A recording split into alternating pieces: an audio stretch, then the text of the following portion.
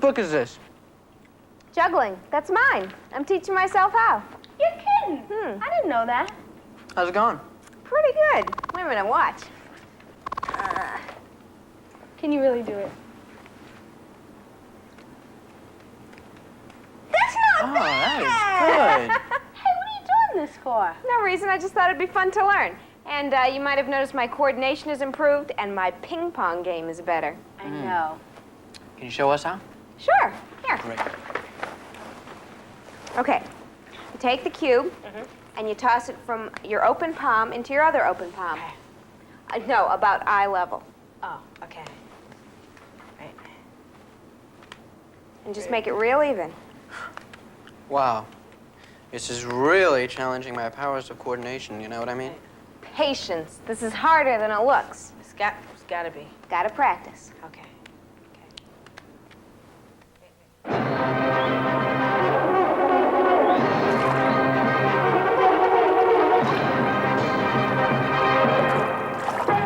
Have you ever watched someone do something and thought, that's impossible?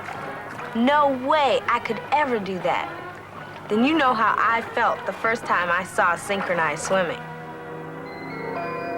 Any sport takes more than physical strength. You have to carefully coordinate your body, moving your arms and legs to the right place at the right time.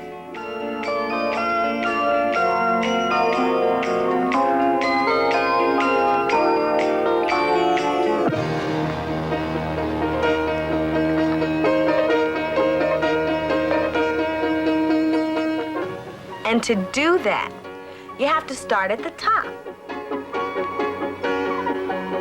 with the brain. All conscious movement starts in your cerebrum, the largest part of your brain.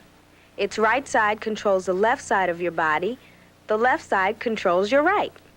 If you want to move, your cerebrum sends out electrical signals that travel at 200 miles per hour. They travel down the spinal cord, with chemical messengers bridging the gaps between neurons. When the signals reach the muscle, you move. When I'm swimming, my brain signals my arms to move one way and my legs to move another way. When everything works together, I'm using more than 500 muscles to move me through the water. But synchronized swimming takes more than being able to get from one end of the pool to the other. Synchronized swimming means that we're swimming together to music. We try to get exactly the same arm angles. If you picture two ice skaters skating together, it's very similar to synchronized swimming. Tracy Ruiz and Candy Costi are members of the University of Arizona's champion synchro swim team. They're totally different people, but when they're ready for competition, they could be twins.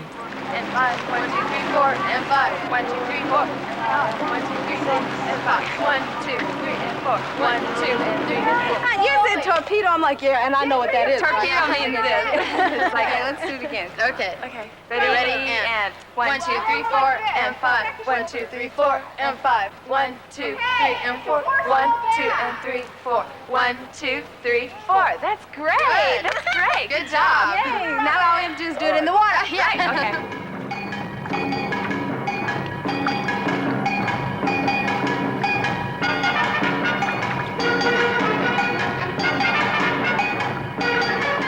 What looks easy on land is another story in the water.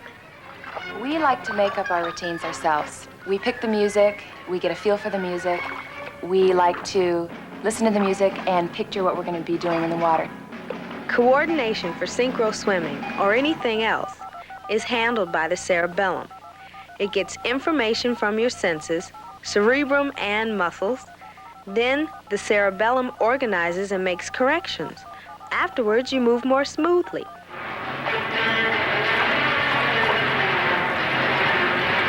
Basically, the swimmers do make up their own routines, and then we'll show the coaches and they'll critique them and correct them and say, well, I don't like this, take this out, or why don't you do an extra spin on this move?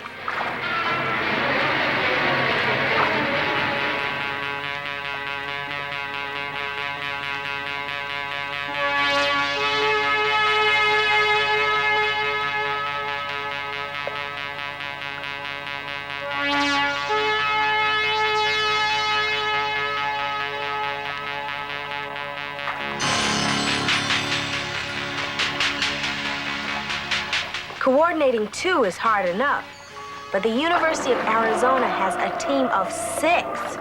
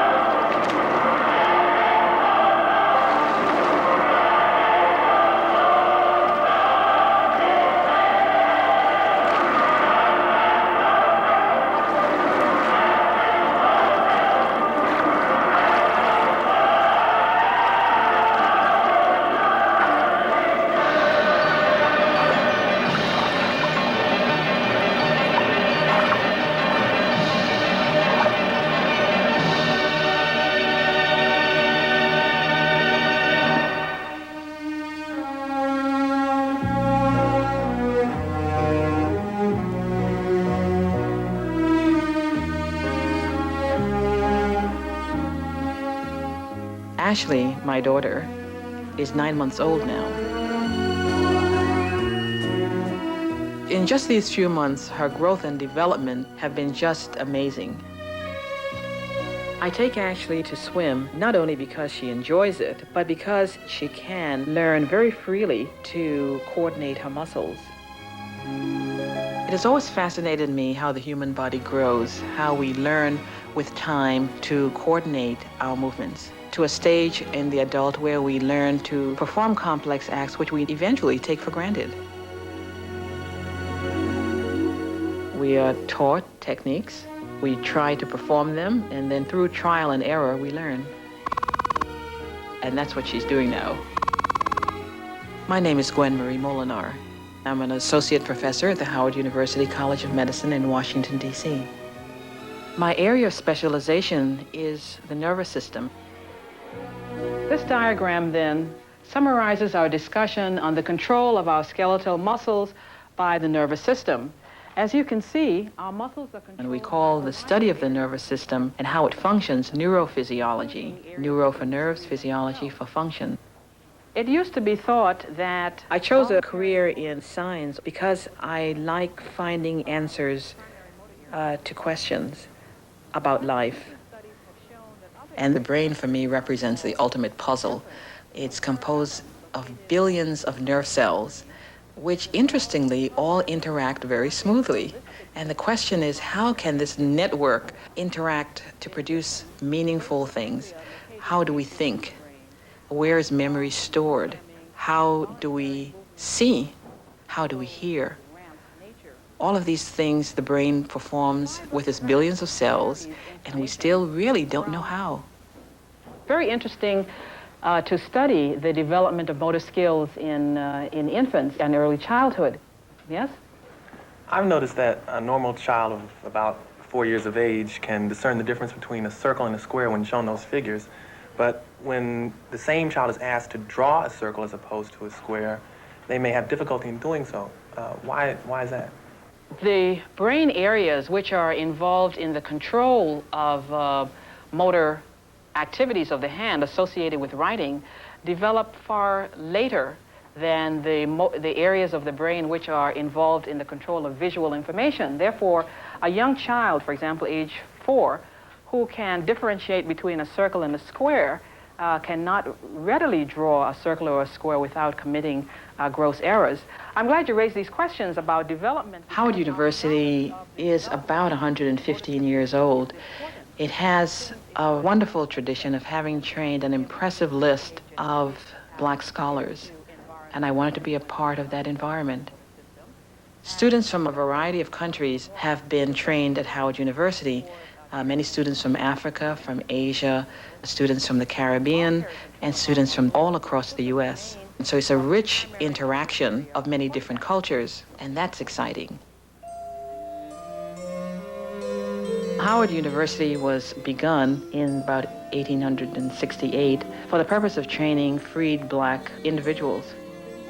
The College of Medicine was initiated very early in the life of the university.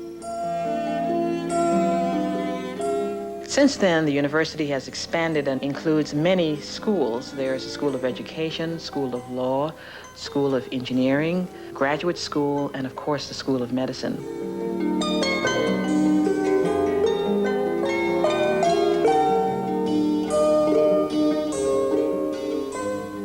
Howard University has produced the largest number of black professionals in this country.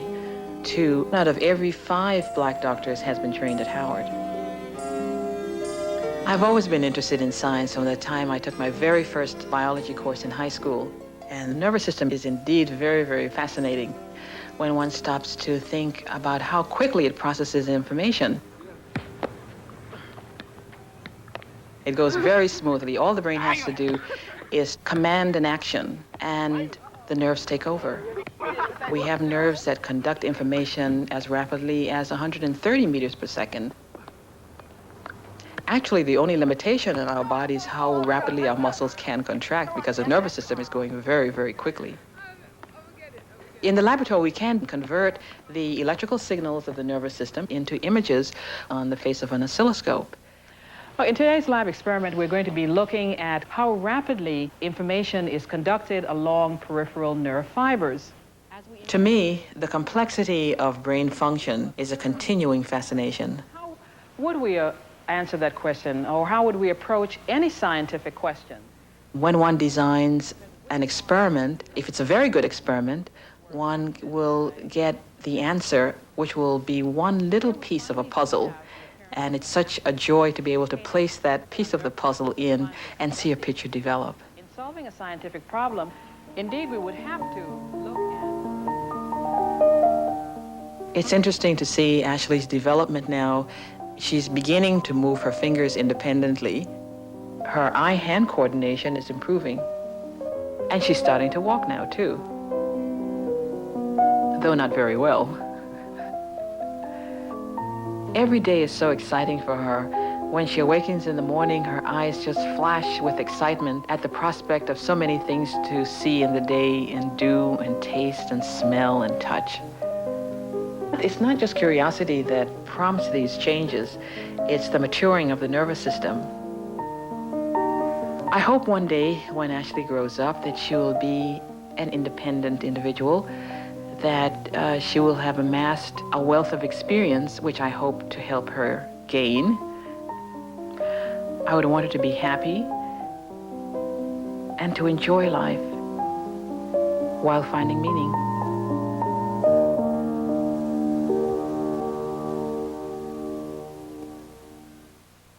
What do you guys think about using our computers to predict the outcome of a basketball game? Well, I happen to have some statistics that a high school coach gave to me that has various categories of players and all the statistics, all the pertinent numbers. And I think we could use the computers to predict the score. It would make us look good if we could really predict it against a real game, right? Yeah. Well, I've kind of arranged that we are also going to put this to the test. We're going to have a game actually played, and we're going to see if our computer program can predict the team that's the best team and the team that's going to win, of course, and maybe even the score. Okay, so let's decide on what stats we should use and what we shouldn't. Okay. We'll go across. All right. Grade in school. We don't need that. Games played, yeah. We might not need that, yeah, for averages. Fouls committed, that's very important. Yeah. Fouls committed. Offensive rebounds and defensive rebounds. Okay. Steals. Turnovers. And total points. So how are we gonna put this into the computer so the computer knows what it's doing? Well, we have to assign it, like, what's the most important factor, and we have to keep going down the list to the least most important factor. Like, we all know that the most important factor is total points. Right.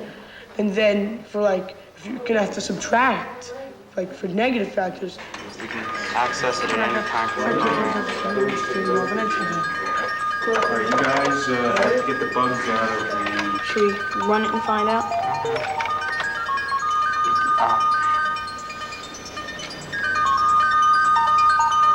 Okay, looks like the program's coming together real good.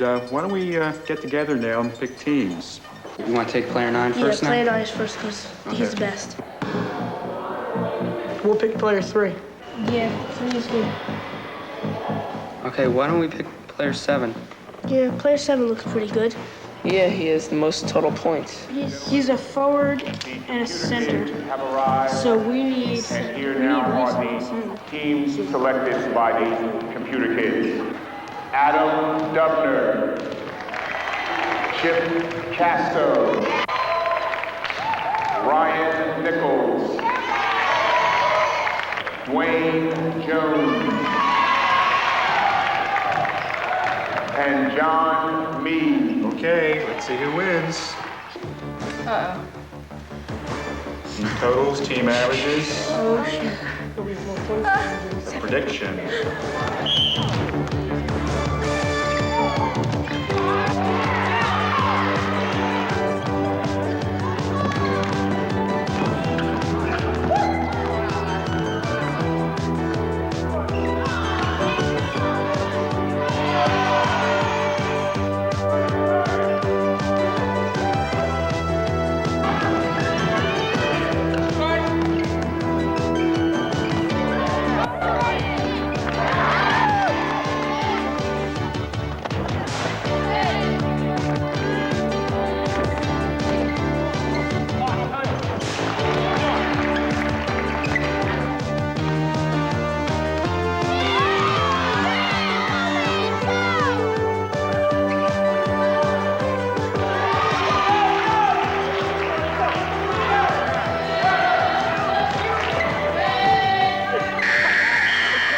Key to this ball game will be the team that works the best together will be the team that wins. Now, it's very difficult to say which team that will be because you're both working so well together right now. The first half you worked very well together, but we must continue to have that teamwork. Look for the open man. If you don't have a good shot, work it around until you do get a good shot. Eventually it'll come. The score is very close. You don't have to rush anything. Just take your time and your shots will come, okay?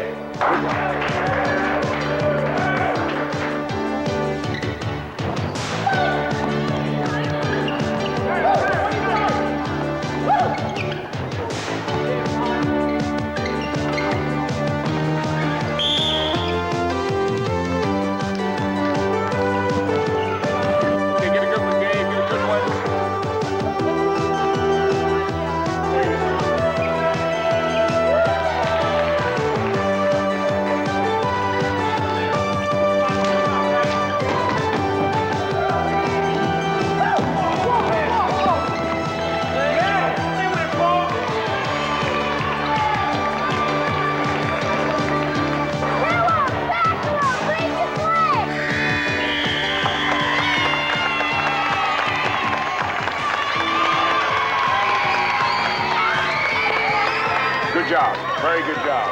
Maybe, Max, maybe you can do the honors of actually showing the coach the prediction. And, Team B!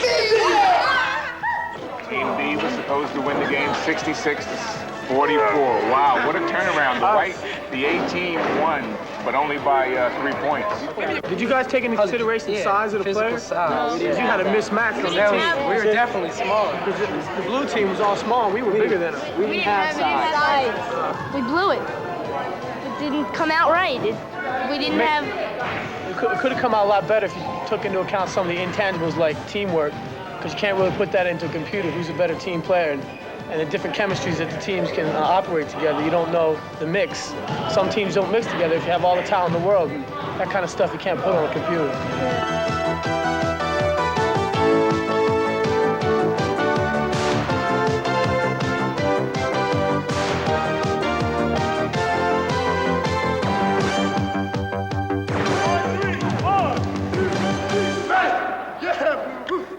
You have now reached the second stage of your development, grasshoppers. Yes, O wise juggler of the ages.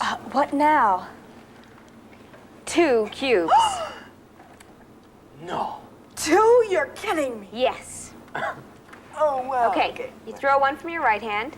As it hits the top of the throw the other one. Catch the first one and then catch the second. Okay. Watch. Oops. See?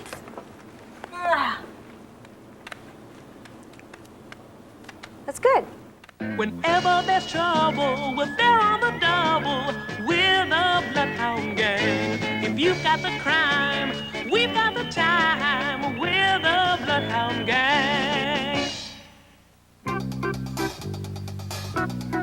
Billy Chatterton's dad is about to hire someone to toughen Billy up. Billy's mom calls in the gang to investigate this woman calling herself the Little Georgia Magnet. At Billy's house, they see a demonstration of her $100 a bottle magnetized water. She has Billy try to break an egg. He can't, but after drinking one sip, Take this. he can knock Ricardo's fists apart. The woman herself is so strong Ricardo can't separate her fingers and has such magnetic attachment to the floor that Billy's dad can't lift her up. He's convinced, and as Vicky tries to figure out the trick, he hands over his check. Ricardo, see if you can find out how the egg trick was done by calling your magician friend. Maybe it was a wooden egg. She wouldn't be caught with evidence like that. Turn around. Hello, Abaddon? This is Ricardo. Like the little Look, we're on a Bend case. your arms. A fake strong Close woman it from tight. Georgia. Yeah, she pulls that trick where you can't crush an egg. Yeah, the Little Georgia Magnet. How'd you know her name? What do you expect? She's I'm alive. not magnetized. I don't care what the book Neither is says. she. Gotta figure Okay, out how she's thanks. been pulling those tricks. Are you ready for this? The Little Georgia Magnet is dead. She was big stuff in the 1890s. Magicians know all about her strong woman tricks. Abaddon says they were exposed in a book by another Georgia strong woman named Lulu Hurst. It may be in the library. Ricardo, check police headquarters for a mugshot. Confidence woman, get-rich-quick faith healers. I bet we're dealing with a real pro. I'll check the library. What about me? Magnetize yourself to that phone. Call Billy. Make sure the Little Georgia Magnet hasn't skipped yet. I'll check back here and then meet you there. Gotcha. Hello, Mrs. Chatterton? Hi. Can I speak to Billy, please? Hello, Billy. This is so Skip. much, Little Magnet. I've enjoyed meeting you. Thank you very much. Hector, we have something to show you. I ain't giving another demonstration. No, we are. Mr. Chatterton, this woman is no more magnetized than I am, and no stronger. She's skipping out with your check. I don't have to stand here and take a bad mouthing from this young'un. Sit down. Ricardo, the egg trick. The real trick is getting everyone to believe that Billy was so weak he couldn't break an egg, held this way. That's the trick. End to end, the structure of an egg is so strong, it can withstand an unbelievable amount of pressure. You need fingers like a vice to crush it.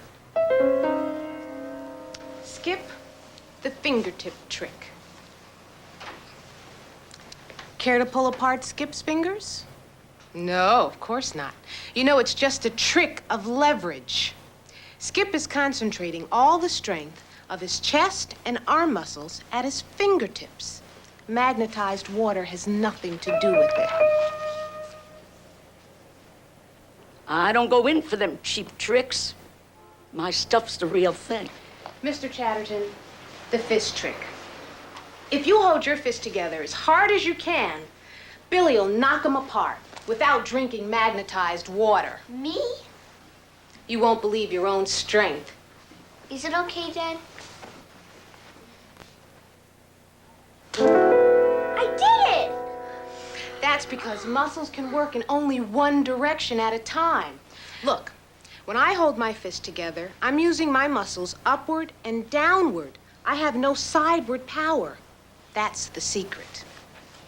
If you are so dad-blame smart, let's see you magnetize yourself to the floor like I did. Mr. Chatterton.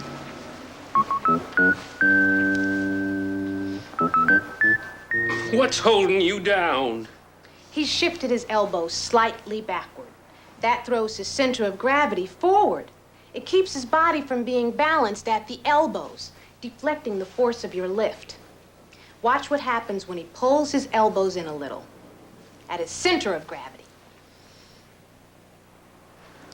Can you beat that? We read up on these tricks in the same book she must have. Only the real little Georgia Magnet didn't peddle mumbo-jumbo water for $100 a bottle. That get-rich-quick swindle is strictly Detroit Dollies. Is that who you are? Goodness me? No. You can drop the phony Southern accent. And hand back my check. The police will be needing that for evidence. What police? Hello, Dolly. I just got an earful. I heard you were back in town. Rotten kids! Who are you? The Bloodhound Gang. Super, eh, Mom?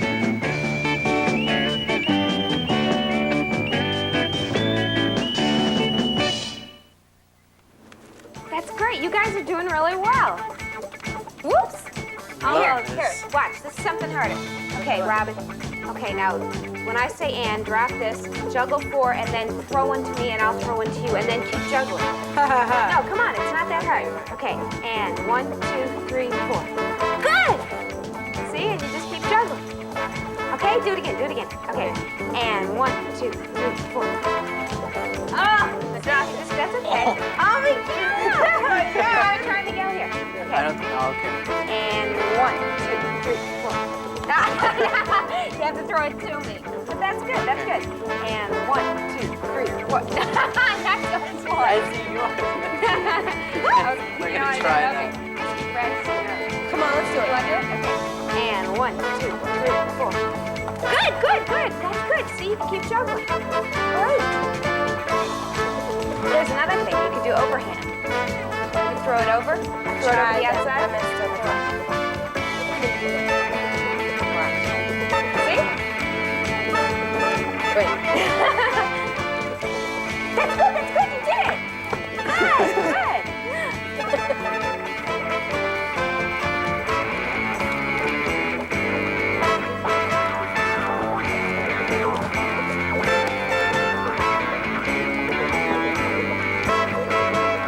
Let me get one of mine back. Okay.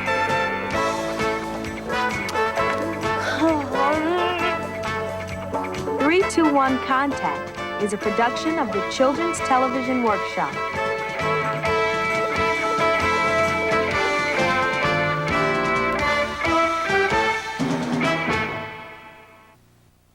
For a 3-2-1 Contact Teacher's Guide, write CTW 2712 Millwood Avenue, Columbia, South Carolina, 29250.